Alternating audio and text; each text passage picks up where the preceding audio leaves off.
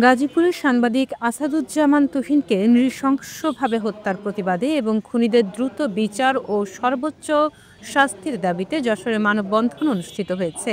সোমবার বেলা 12:30টায় press club যশোরের সামনে এই প্রতিবাদক কর্মসূচি আয়োজিত হয়।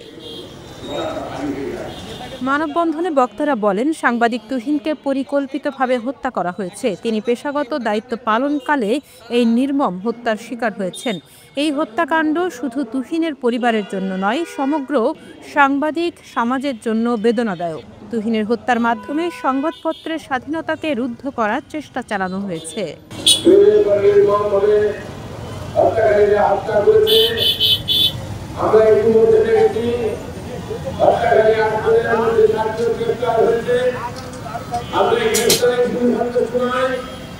আমরা চাই অবিলম্বে স্পেশাল কোর্ট করে তাদের বিরুদ্ধে ব্যবস্থা গ্রহণ করা। আমরা বিভিন্ন জায়গায় সাংবাদিকদের উপর হামলা হচ্ছে, আজকে হামলা হয়েছে,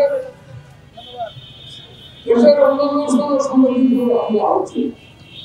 কারণ তাদের বিরুদ্ধে লেখা হচ্ছে, তারা হামলা চালাচ্ছে। বক্তারা আরও বলেন, সাংবাদিকরা সমাজের অনিয়ম, দুর্নীতি ও অপরাধ উন্মোচন করেন, কিন্তু বর্তমানে তাদের জীবন চরম ঝুঁকিপূর্ণ হয়ে পড়েছে। তুহিন হত্যাকাণ্ড প্রমাণ করে সাংবাদিকরা কতটা অনিরাপদ। এ সময় স্থানীয় সাংবাদিকরা দ্রুত খুনিদের গ্রেপ্তার করে দৃষ্টান্তমূলক শাস্তির দাবি জানান। পাশাপাশি সারা দেশের সাংবাদিকদের ওপর হামলা ও নির্যাতনের সুষ্ঠু তদন্ত ও বিচার নিশ্চিত করার জন্য সরকারের প্রতি জোর দাবি জানানো হয়।